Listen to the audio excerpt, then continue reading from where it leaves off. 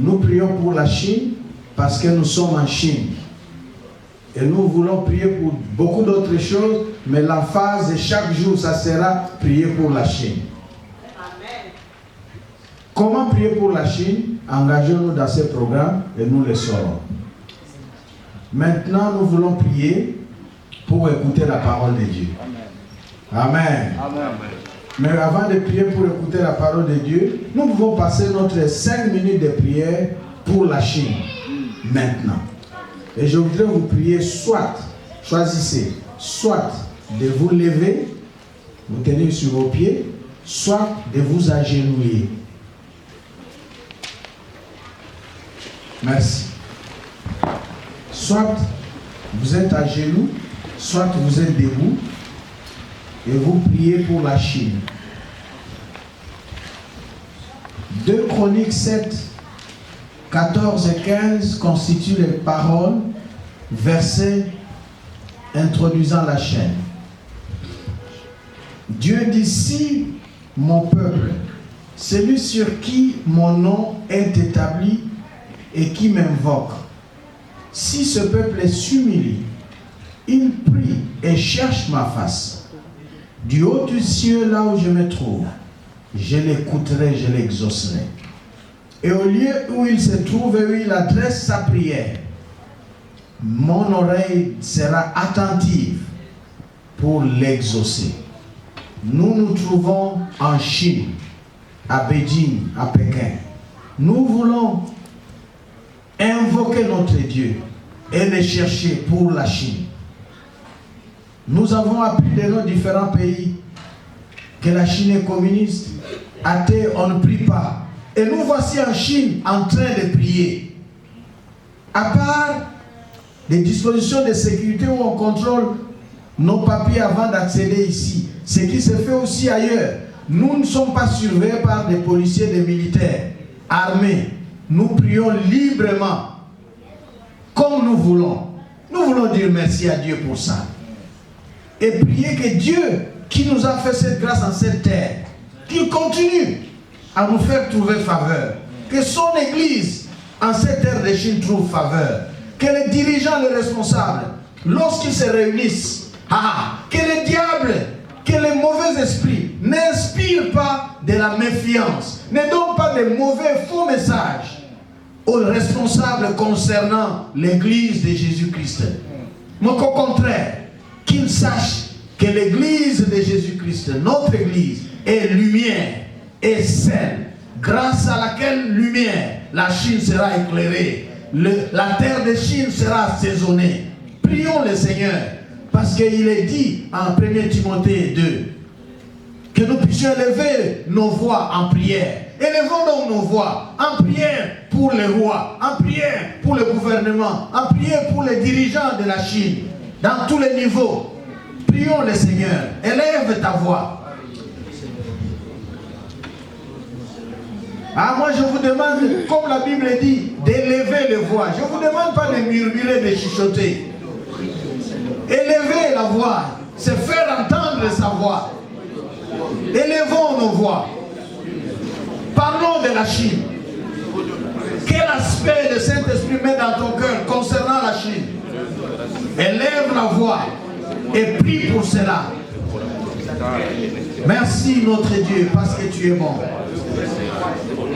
Merci d'écouter les prières que tes enfants t'adressent en ces lieux. Merci de faire trouver faveur ton Église que tu as établie. Et tu as ouvert les portes de la Chine pour que ton Église existe. Partout où ton nom Jésus-Christ est invoqué. Alors nous proclamons ton règne et ta seigneurie sur le sol de la Chine. Et Seigneur, nous voulons que ton Église soit missionnaire, comme lumière pour éclairer les ténèbres de la Chine. Que ton Église soit celle, missionnaire comme celle pour donner le goût à la terre de Chine, à la vie de la société et de la vie auprès des Chinois où tu nous places, avec qui nous vivons, là où nous travaillons. Merci Père, merci Père, merci Seigneur, Merci. Reçois la Chine. Nous te présentons la Chine. Nous te présentons les dirigeants de la Chine. Depuis les chefs de l'État, le plus haut niveau, jusqu'à ses collaborateurs, le comité central, tous les membres, tous ceux qui réfléchissent à tous les niveaux, au niveau central, jusqu'à des districts partout, nous te les confions et leurs familles. Que tu les bénisses. Nous prions pour le peuple chinois, Seigneur. Que tu les bénisses, parce qu'en les bénissant, tu les attireras à toi. Que tu inclines le cœur à toi. Que tu sauves encore. Que tu mettes dans ton plan de salut et de rédemption aussi le peuple chinois. Parce que Jésus-Christ a aussi répandu de son sang pour leur salut et leur rédemption. Merci notre Dieu de bénir la Chine, de bénir la Chine, de la bénir et de la rendre prospère. Nous prions pour la paix de la Chine. Merci Seigneur pour la sécurité en Chine. Merci de la préserver de toutes sortes de fléaux et de maux qui sévissent à travers le monde. Que ton shalom trône et soit le partage de la Chine sur toute son étendue comme territoire. Merci Seigneur. Merci notre Dieu de continuer à nous accompagner pendant ce temps de prière à jeûne que nous commençons aujourd'hui. Et maintenant que nous continuons ce culte en écoutant ta parole, parle-nous et fais-nous du bien encore. Cher Saint-Esprit, nous prions au nom de Jésus.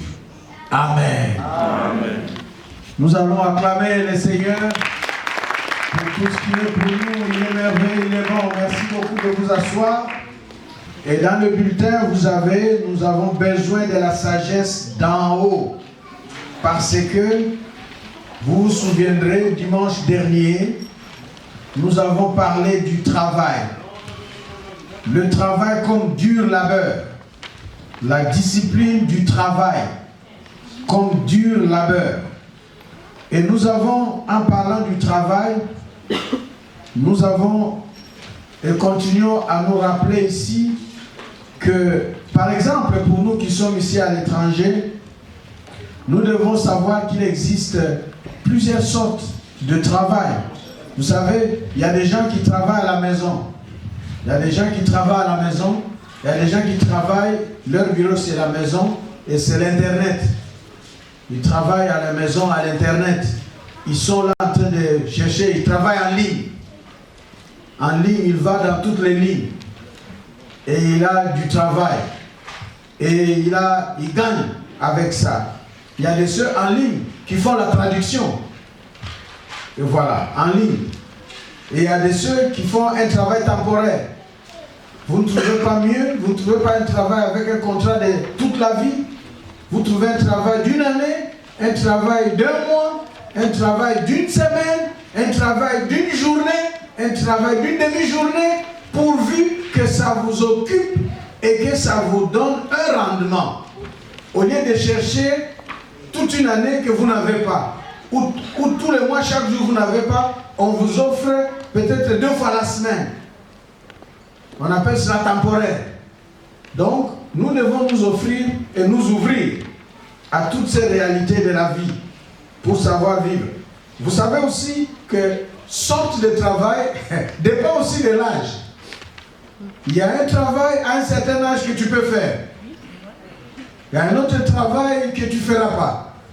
Alors vous allez lire, un jeune homme est allé en France, comme les gens aiment partir, et il est parti là-bas, il voulait, les mots pour traduire littéralement serait jeté. Donc il est parti pour chercher immigration comme ça.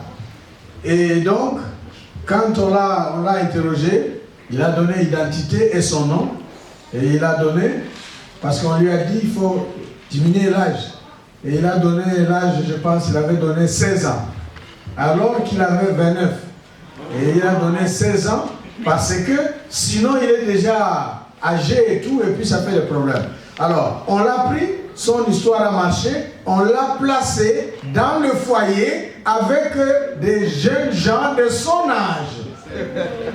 Et maintenant, à manger et l'horaire était conforme à cet âge-là.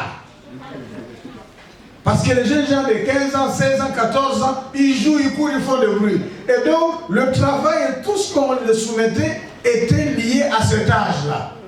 Et regardez-moi un jeune homme de 29 ans qui sent un peu le poids et qui réfléchit. Et c'était un problème. Et il devait jouer pendant les temps de pause avec les enfants de cet âge-là. Et il a appelé ici, il dit, parce que c'est quoi ça? Il a appelé les parents qui l'ont envoyé dans cette démarche-là. Il dit, mais on me prend pour qui comme ça? Moi, je suis fatigué avec ça. Et les parents ont dit, c'est ça la vie, tu cherches la vie. Et vous savez, lui encore, mais si vous quittez chez vous à 38 ans et vous dites, je vais chercher la vie, et vous voilà dans une barque, dans un bateau, dans un canot rapide en pleine mer, conséquence, nous pleurons des gens. Ou bien vous vous retrouvez ici, où vous devez marcher. Les gens qui vivent et se débrouillent, qui sont par exemple à Guangzhou, ce sont des gens qui marchent.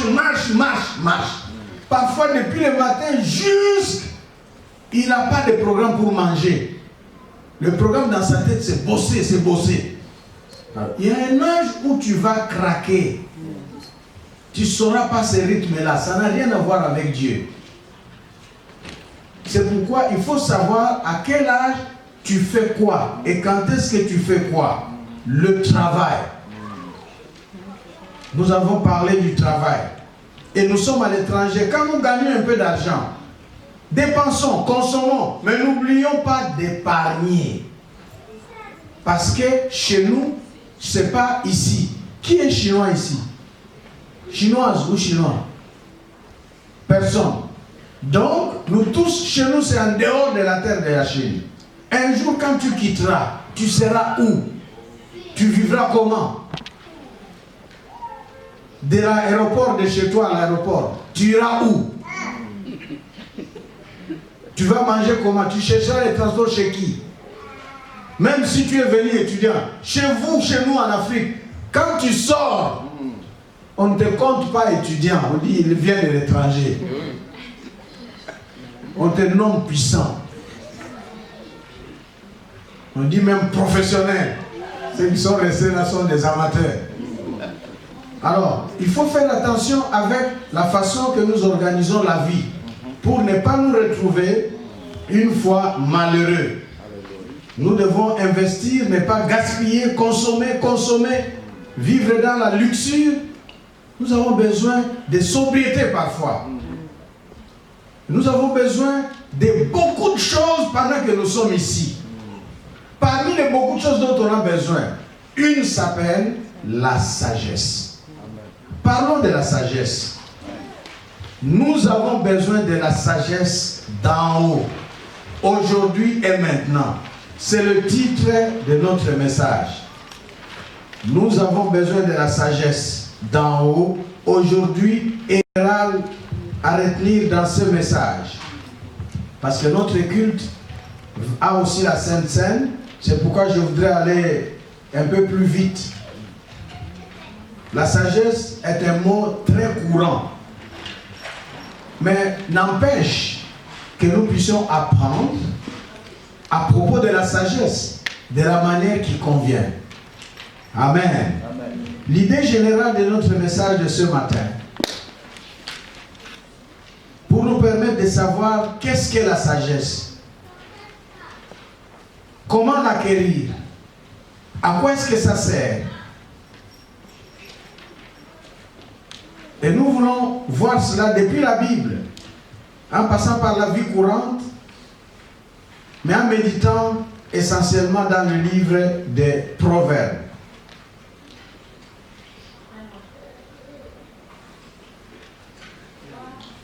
D'emblée, notons que le besoin de sagesse est un besoin quotidien.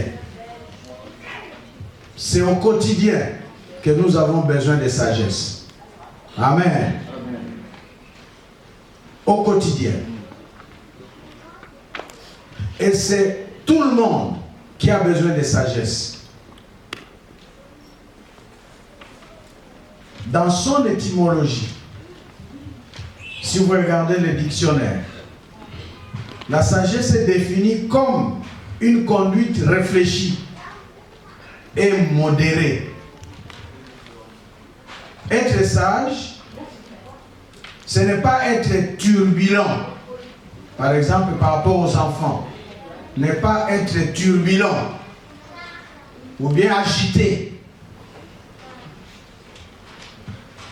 Mais être sage, par rapport à la société, c'est aussi mener une vie conforme aux règles sociétales, aux règles de la morale.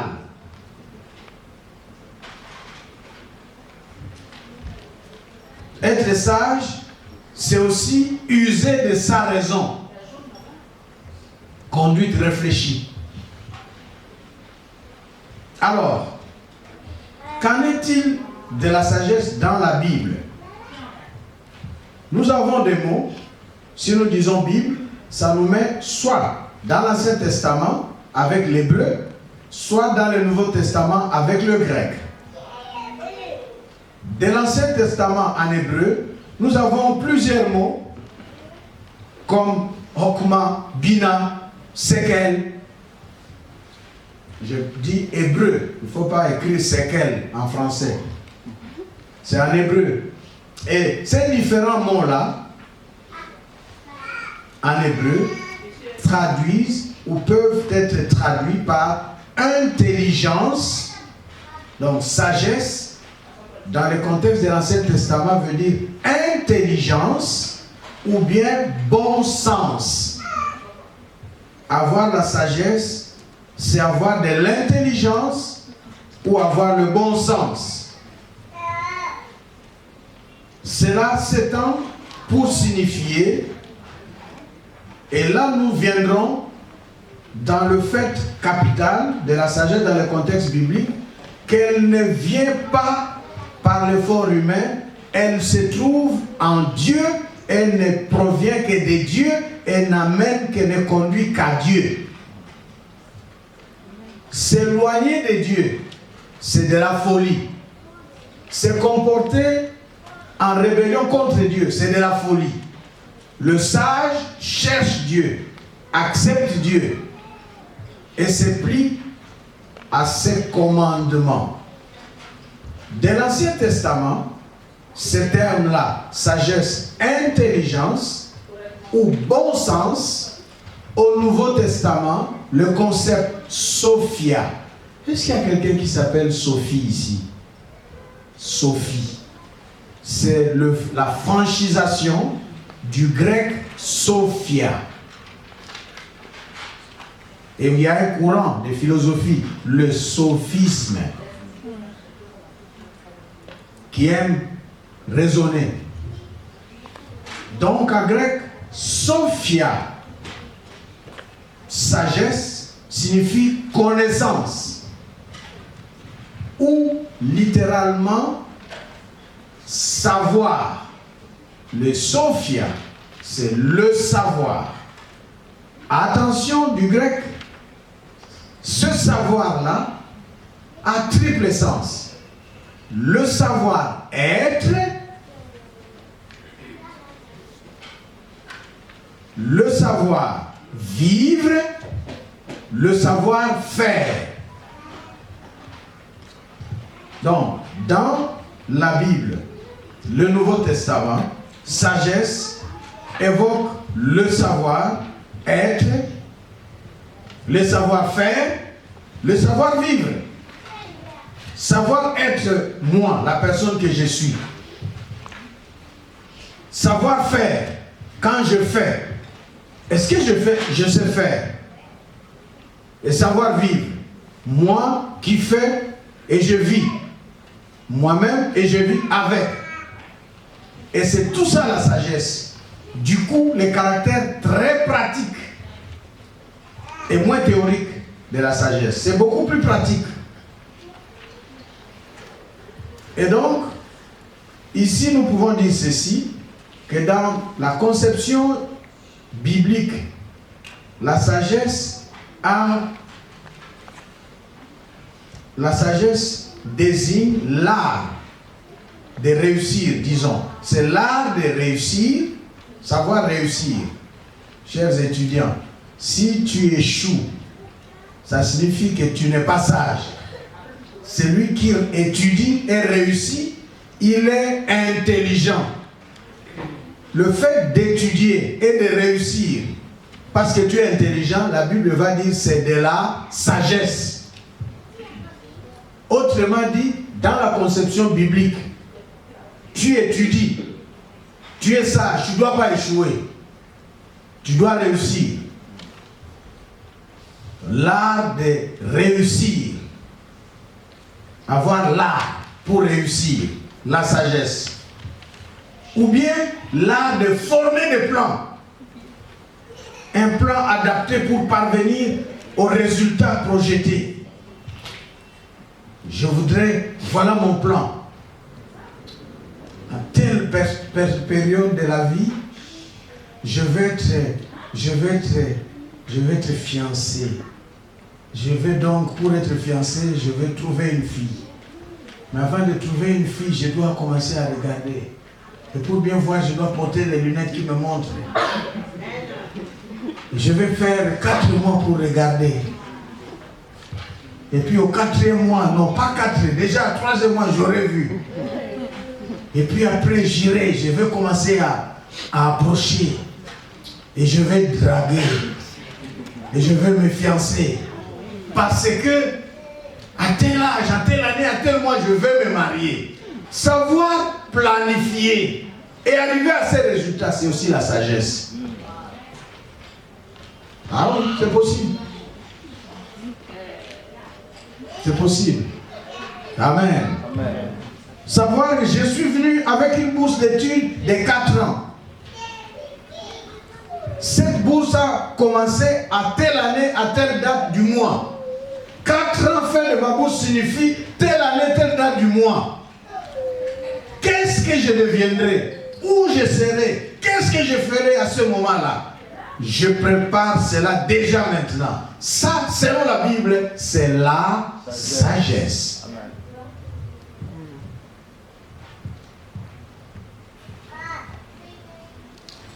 La sagesse,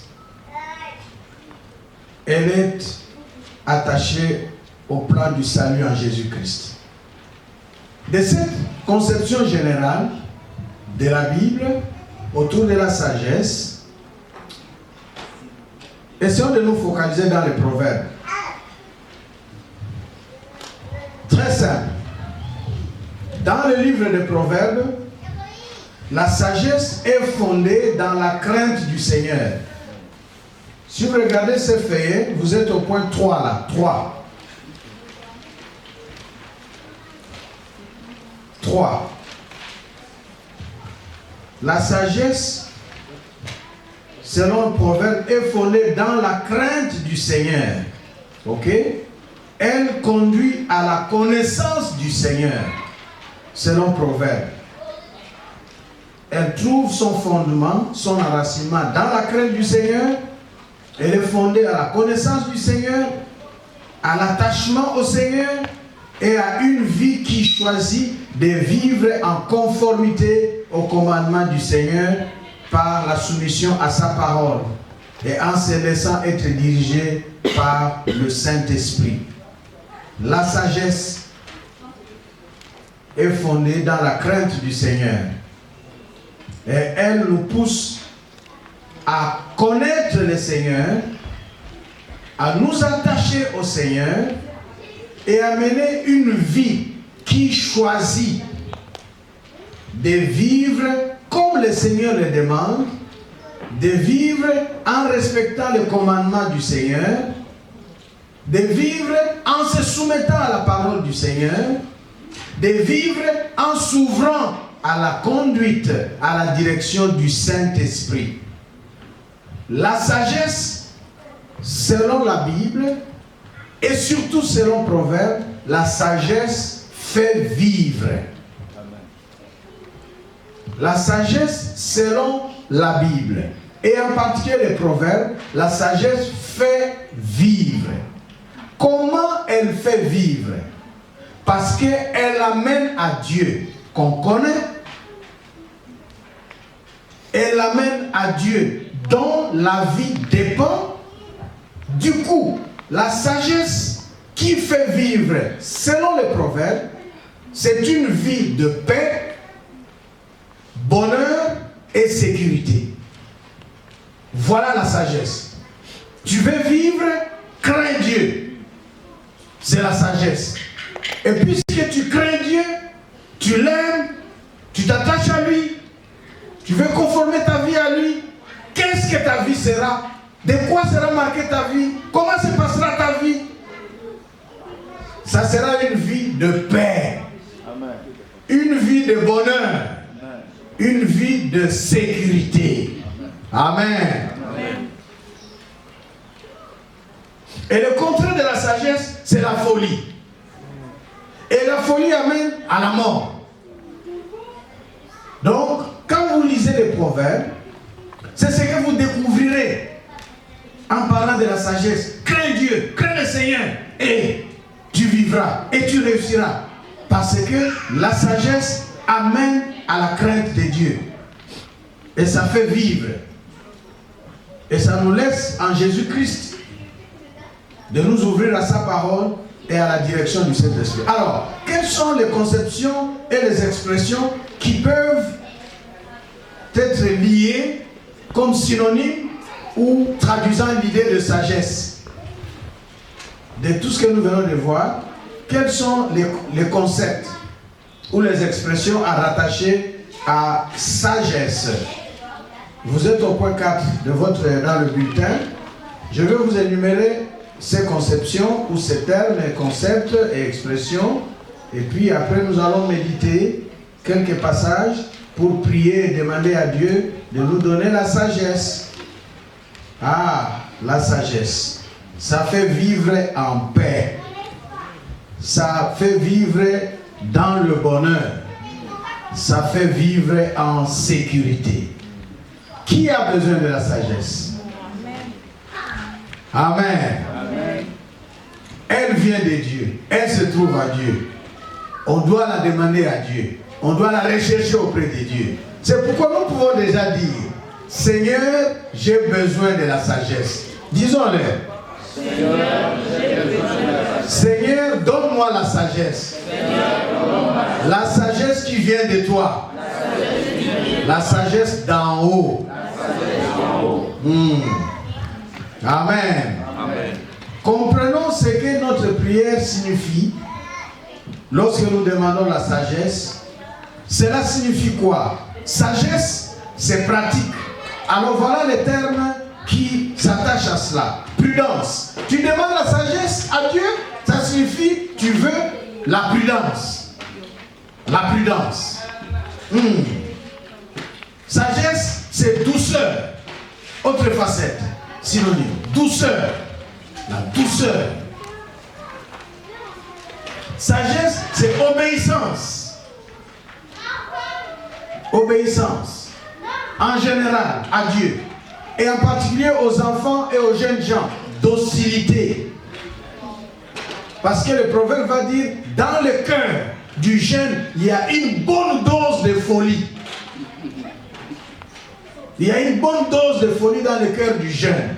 Et le proverbe préconise un traitement. Il faut le fouetter. Il faut chercher ce verset, c'est dans la Bible. Donc si on le fouette, on le corrige, ça lui fait passer, ça enlève un peu de dose. Un fouet, un peu de dose de folie qui quitte. Un autre fouet, un peu de dose de folie. Plus de fouet, plus de dose de folie qui quitte. Mais quand est-ce qu'il faut taper et comment taper, jusqu'à quel âge? Ça nous met dans le contexte de l'éducation. Attention, chers parents, n'allez pas tout de suite là commencer à bastonner, à rosser votre enfant, parce que le pasteur l'a dit. Viens ici, tu vas voir. Non. Et donc, besoin de sagesse. Les enfants, la sagesse, c'est la docilité. Être docile, c'est être sage. La sagesse, c'est la circonspection. Circonspection, c'est la retenue dans la vie. Ne pas se lâcher C'est lâcher à n'importe quoi. La vie ici à Pékin, je me souviens, on a perdu des gens ici. On a perdu des personnes âgées. La sagesse, ce n'est pas seulement pour les jeunes, même les personnes âgées. On a perdu des enfants, des jeunes gens à fleur d'âge. Parce que, ici par exemple en Chine, maintenant il se passe que les Chinois qui fréquentent de plus en plus chez nous l'Afrique, voient ce qui se passe chez nous et commencent déjà avec notre peau et couleur. Ensuite, l'Afrique chez nous qu'ils découvrent, la vérité, ils commencent à ne plus nous trop considérer avec trop de mythes, de respect et tout. Même diplomates. Mais avant, c'était beaucoup de respect, beaucoup. Avec l'unité des diplomates et tout. Ah mais je me souviens d'un homme qui est venu avec sa femme et il s'est lancé comme diplomate. Il se trouve, il y a des diplomates, pendant les soirées, ils savent là où les jeunes filles africaines se trouvent. Il y a certains qui courent derrière les Chinois, mais il y a d'autres qui aiment les jeunes africaines.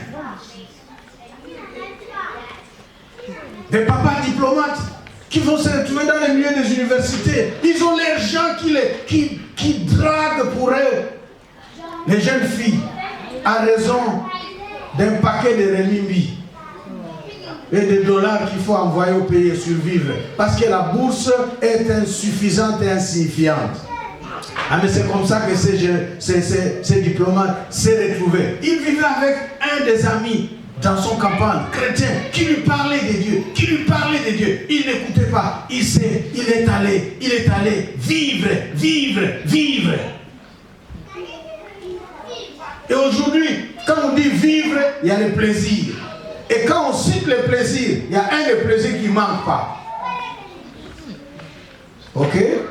Dans la vie, quand on dit vivre, c'est le plaisir. C'est-à-dire danser, manger, boire, s'amuser. Mais dans toute cette liste-là, il y a un qui ne manque pas.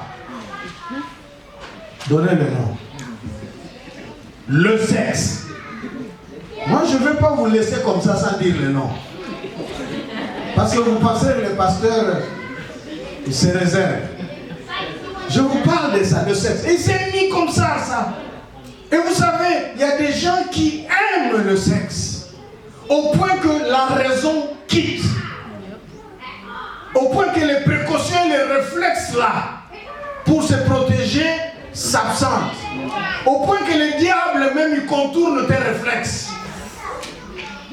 Et il te dirige bien. Parce que le manque de la sagesse, la folie, ça amène tout droit à la mort. Et cet homme a contracté ce que vous connaissez, le sida. Et il a transmis à la pauvre et innocente femme. Imaginez la suite. Ils ne sont pas vivants. Fin diplomatie, ils rentrent morts. Et la femme est morte. La sagesse. Ça me rappelle des jeunes gens qui vivaient avec leur famille, les parents, famille des diplomates, adolescents, jeunes. Ils entrent dans la maison, ils dorment. Les parents dorment et il prend la clé de la voiture et il sort, il prend la voiture, il prend les amis, ils vont à Salitoun. Qui ici ne connaît pas Salitoun? Vous ne connaissez pas? Là, il y a une avenue, un quartier qu'on appelle Djobadje. Le quartier de l'alcool, la bière et le plaisir, avec tout ce qu'il y a. Et les jeunes gens vont là-bas, ils passent la nuit et tout. Après, ils montent dans des voitures, ils font les tapages sur Pékin. Ah, vous savez, les parents se sont retrouvés réveillés avec un message d'accident. Et dans cette voiture-là, avec toute cette équipe de ces jeunes gens, seulement ce garçon qui est décédé. Attention à la folie, la sagesse. Allons-y vite.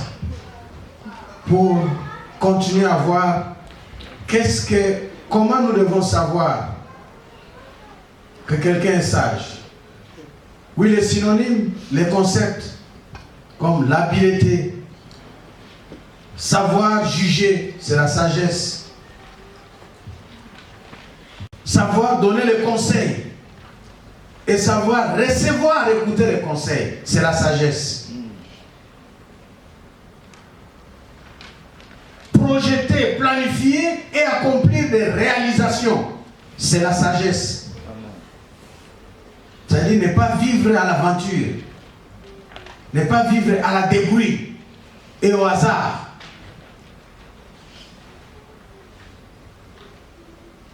La sagesse, c'est aussi être capable de distinguer le bien et le mal. La sagesse.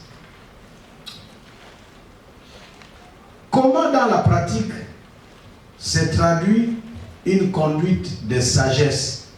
Comment dans la pratique se traduit un comportement de sagesse? Comment ça se traduit dans la pratique? Ok? Nous sommes au dernier point là. Usage de la sagesse dans le vécu quotidien. Usage de la sagesse dans le vécu quotidien. Le point 5, c'est un paquet de références bibliques que vous pouvez lire chez vous. Alors laissez-moi ici vous énumérer ce que la sagesse fait. Et vous allez prendre le contraire, ce que la sagesse ne fait pas. C'est-à-dire, dans la pratique, si on a la sagesse, qu'est-ce qu'on fera? Comment ça se passera? Et cela est vrai pour quiconque, pour nous tous, mais cela aussi est d'application dans tous les domaines de la vie. La sagesse, dans la pratique. Savoir prononcer les paroles appropriées au moment indiqué. C'est la sagesse. Autrement dit, savoir que dire, comment le dire et quand le dire. C'est la sagesse. Savoir que dire, comment le dire et quand le dire. C'est la sagesse.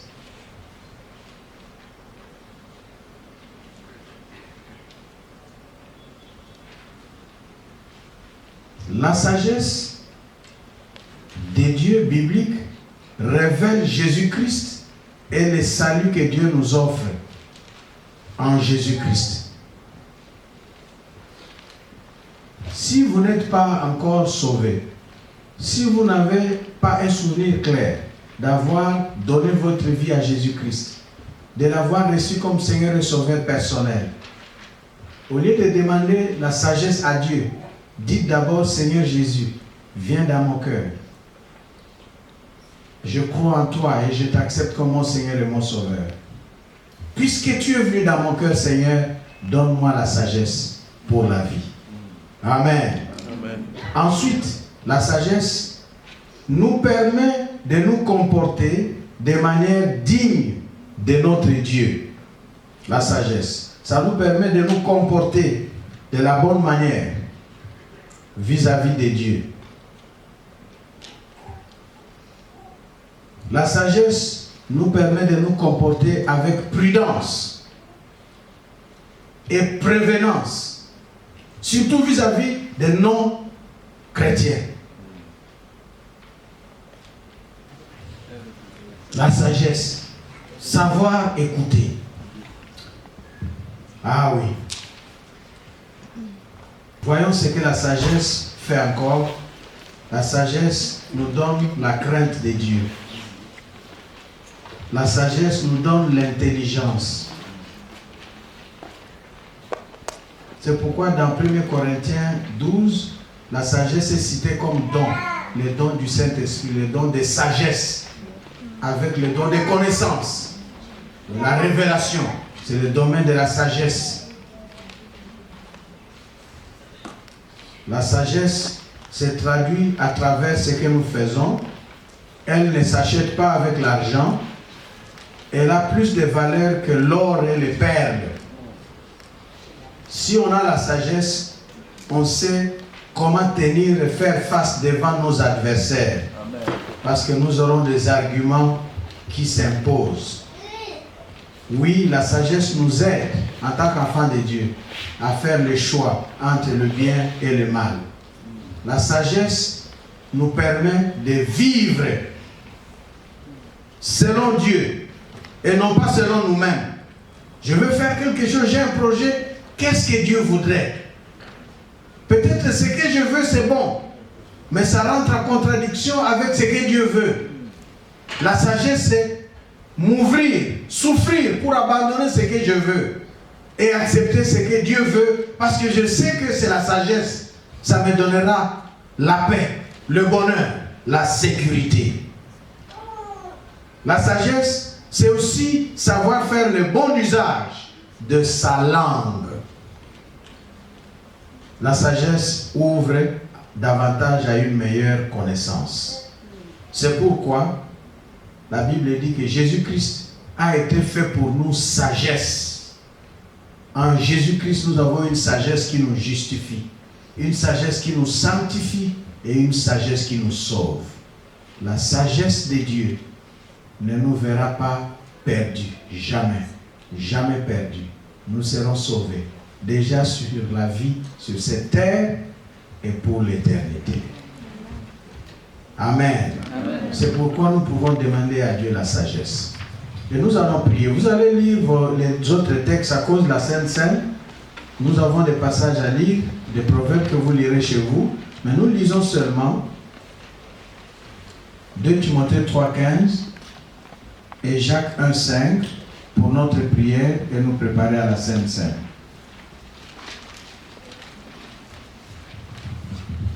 « 2 Timothée 3,15 » Il y a aussi Job 28, oui, les trois textes là.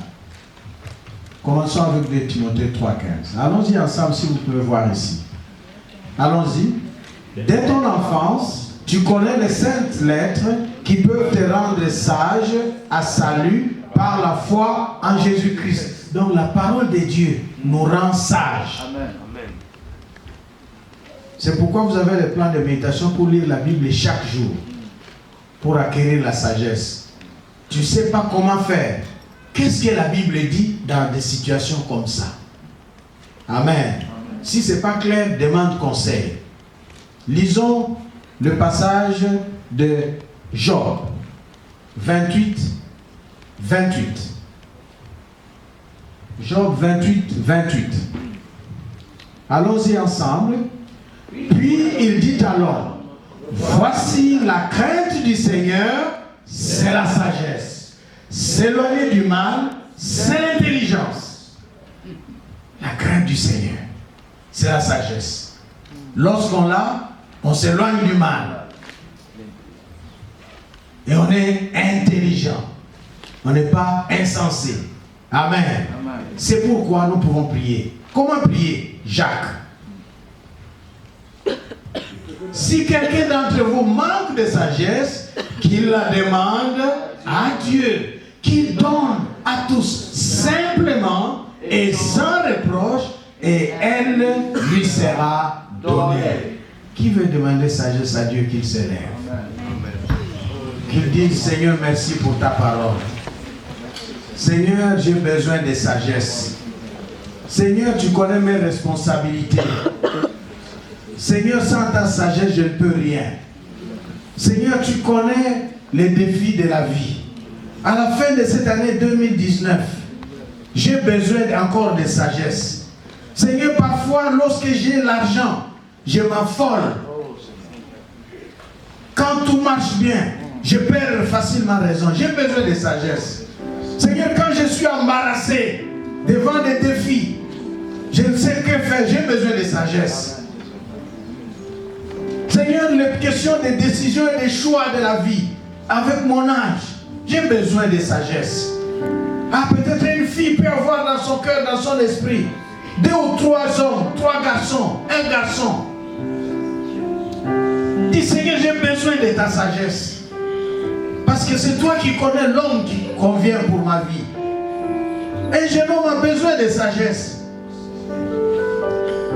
que son cœur soit dirigé par Dieu vers la femme qui fera ta paix, ton bonheur et ta sécurité. Et parfois nos yeux nous amènent loin de ces choses-là. Nous avons besoin de sagesse, chers parents, papa et maman. Nous avons besoin de sagesse, chers étudiants et étudiants. Demandons la sagesse au Seigneur. Chacun selon son besoin. Nous avons besoin de sagesse pour tenir notre vie de couple. Besoin de sagesse pour élever nos enfants. Besoin de sagesse. Demandons à Dieu la sagesse. Merci Seigneur. Alors que nous préparons nos cœurs à la Sainte Seine, parle à ton Dieu. De quoi as-tu besoin? À quoi vas-tu faire avec la sagesse? Demande la sagesse de manière concrète en ce qui te concerne.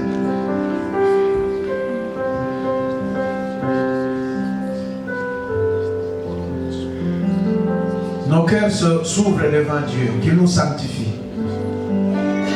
Puisque la sagesse de Dieu nous approche près de Dieu, nous voulons qu'il approche notre cœur, qu'il enlève de notre cœur toute saleté, toute souillure, parce que la sagesse en Jésus-Christ, c'est aussi la sanctification, pour nous préparer à la Sainte Seine, et pour communier à son corps et à son sang, qui a été brisé pour nous, qui a coulé pour nous.